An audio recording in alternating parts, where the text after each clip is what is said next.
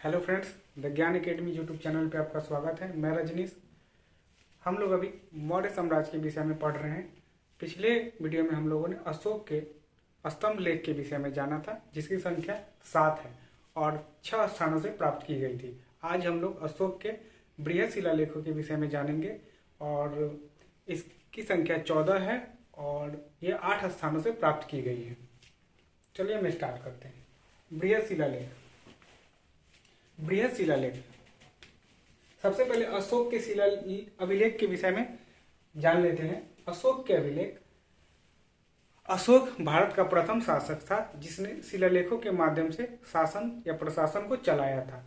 विश्व में अगर बात करें तो पर्सिपोलस के शासक डेरियस ने सर्वप्रथम विश्व में अभिलेखों के माध्यम से शासन का संचालन किया था और शासन किया था।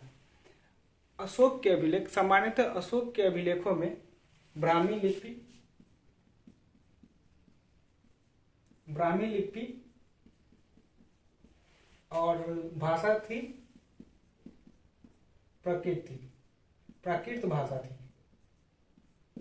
अशोक के सामान्यतः अभिलेखों में प्राकृत भाषा और ब्राह्मी लिपि का प्रयोग किया गया है, लेकिन अशोक का राज्य क्षेत्र बहुत बड़ा था और बहुत सारी भाषाई विविधता थी, तो जिसके लिए अशोक ने अरमेइक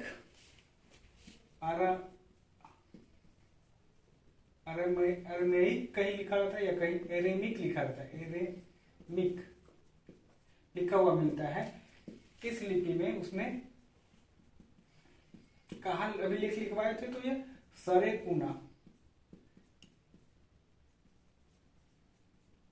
सरेकुना कंधार को कहा जाता है। कंधार को कहा जाता है सरेकुना। और कंधार कहाँ है? तो यह अफगानिस्तान में है। और यहाँ अरेमेइक लिपि या ग्रीक लिपि का प्रयोग किया गया था।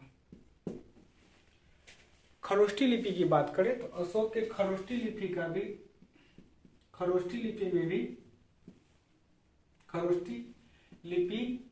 का प्रयोग उसने सहवाज गढ़ी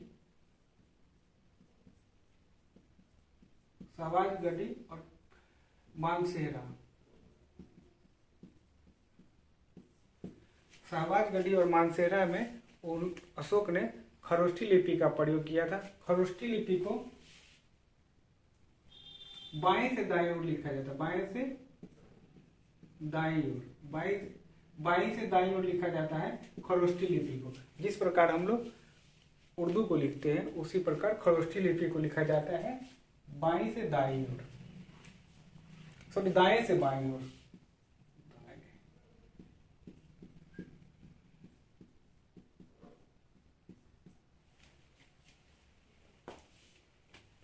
दाएं से बाईं ओर खरोष्ठी लिपि को लिखा जाता है। और सबसे पहले अशोक के शिलालेख को किसने खोजा था? टिम पेंथर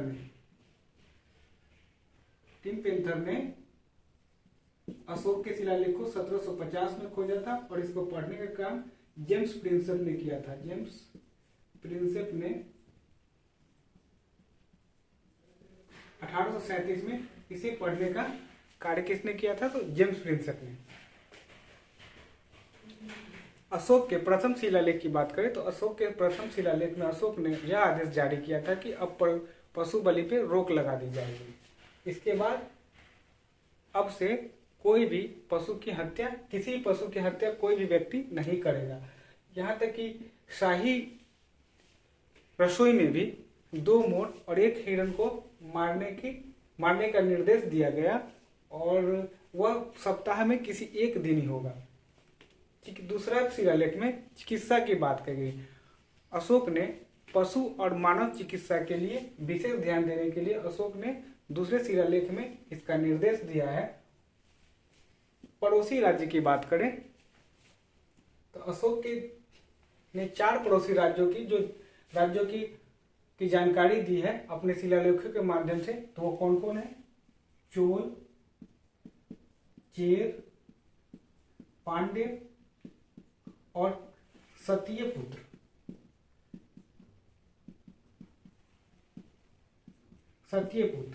चीर को केरल पुत्र भी कहा जाता है। तो इन चारों की व्याख्या कहाँ की है? अशोक ने किया है तो अपने दूसरे शिलालेख में। अधिकारियों का दौरा।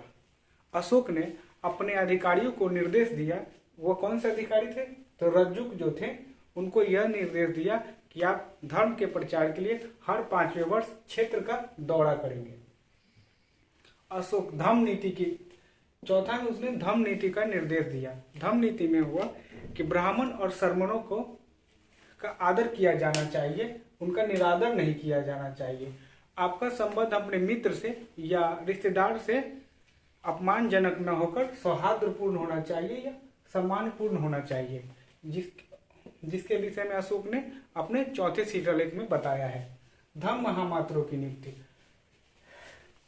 धम्म महामात्रों की नियुक्ति प्रत्येक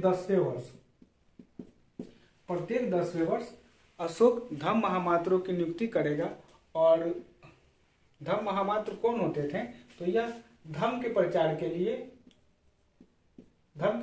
लिए अधिकारी होते थे, या धर्म के प्रचार प्रसार के जितने भी कार्य होंगे वह किसके अधीन थे, तो धम्म महामात्रों के अधीन थे। तो इसकी नियुक्ति अशोक हर 10वें वर्ष करता था। राजा से भेंट और आत्मनियंत्रण। अशोक ने अपने छठे शिलालेख में राजा से भेंट की बात कही गई है। अगर कोई सूचना, राजा ने कहा है कि अगर कोई सूचना लोकहित के विषय में हो तो जिसकी जानकारी मैं किसी भी अवस्था में रहूं, तो गुप्तचरों को यह आदेश था कि आप मुझसे आकर मिले और उस विषय में जानकारी दें। आत्मनियंत्रण की बात अशोक ने छठे शिलालेख में की है। धार्मिक सहिष्णुता। अशोक का क्षेत्र बहुत बड़ा था। अशोक का जो साम्राज्य था वह बहुत बड़ा था। यहाँ पे विभिन्न संप्रदाय के लोग निवास करते थे, तो इन संप्रदायों में टकराहट सामान्यतः हुआ करती थी। तो अशोक ने इसके लिए 7वां शिलालेख खुदवाया था और उसमें कहा था कि हम सभी संप्रदाय अगर एक साथ रहते हैं तो सौहार्दपूर्ण भावना उत्पन्न होगी और हम लोगों में टकराहट की कमी आएगी। धम्म यात्रा के बाद अशोक अपने 8वें शिलालेख में धम्म यात्रा की बात करता है। विहार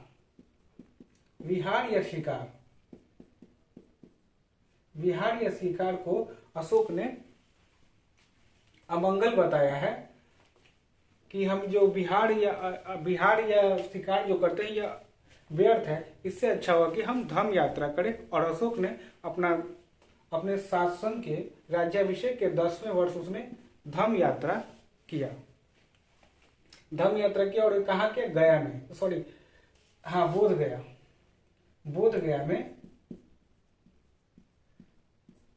बोध गया है, वहां अपने राज्याभिषेक के 10वें वर्ष अशोक ने यात्रा की थी।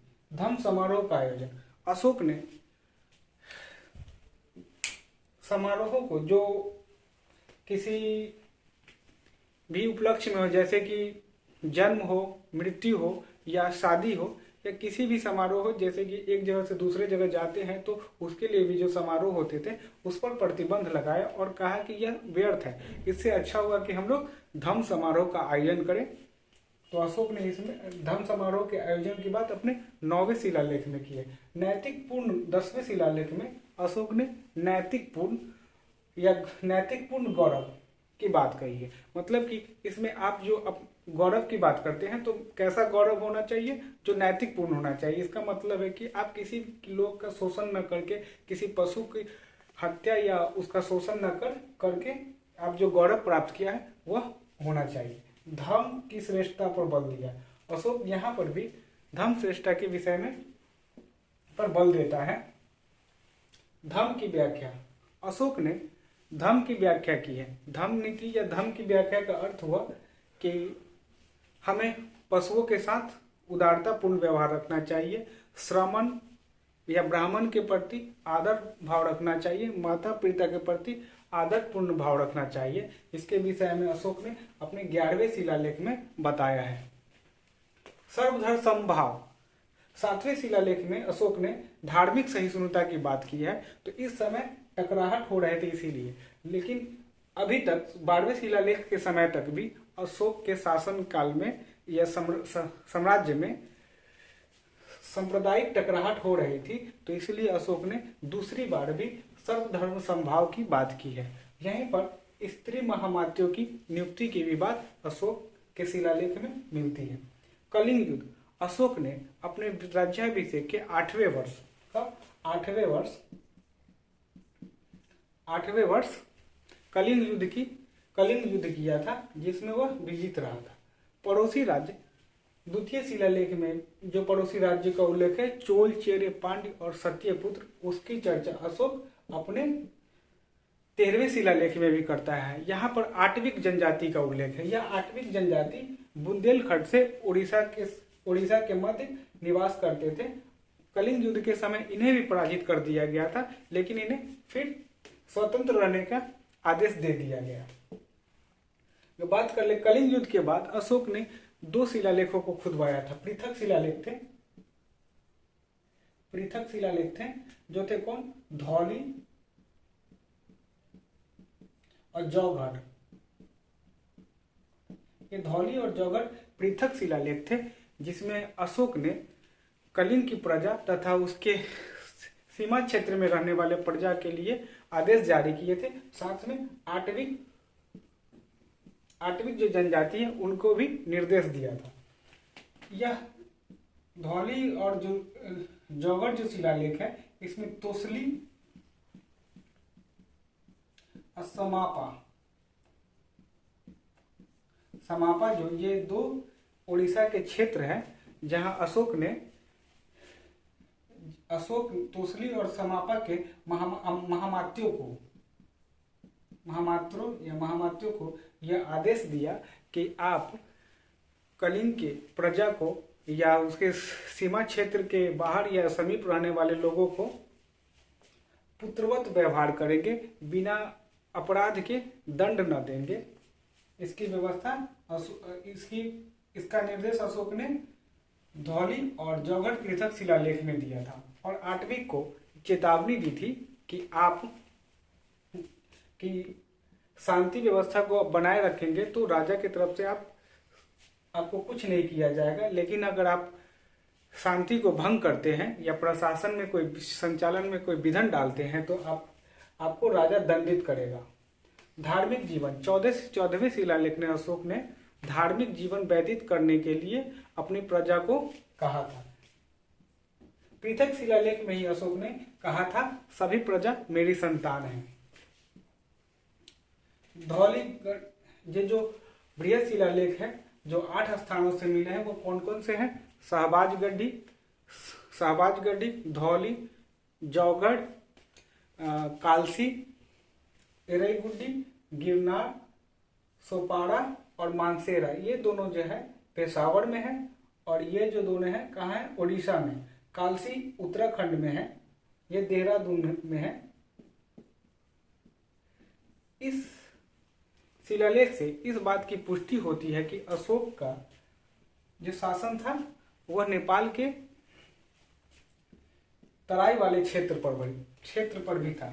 और गिरनार की बात कर लें तो इससे यह स्पष्ट होता है कि अशोक के पश्चिमी क्षेत्रों पर भी अधिकार था।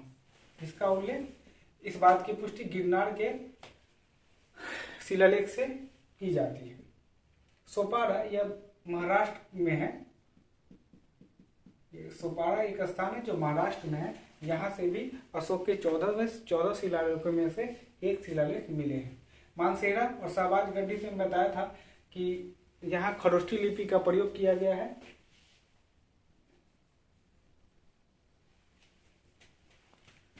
उसके बाद अगर बात कर लें लघु शिलालेख की तो लघु शिलालेख में रूपनाथ, गुर्जरा, भाबरू, मास्की, सहस्राम और महास्थाना मिले।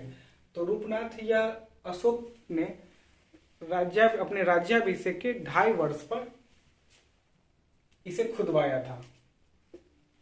यह कहाँ है? तो जबलपुर में है। गुर्जरा की बात करें तो गुर्जरा और मास्की में अशोक का व्यक्तिगत नाम अशोक मिलता है। यह मास्की कर्नाटक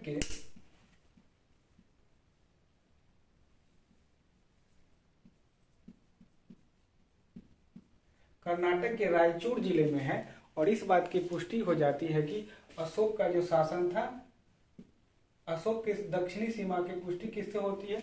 मास्की लघु शिलालेख से। दक्षिणी सीमा की पुष्टि होती है। महास्थानाभिलेख यह वर्तमान बांग्लादेश वाले क्षेत्र में है, तो इससे अशोक की पूर्वी सीमा का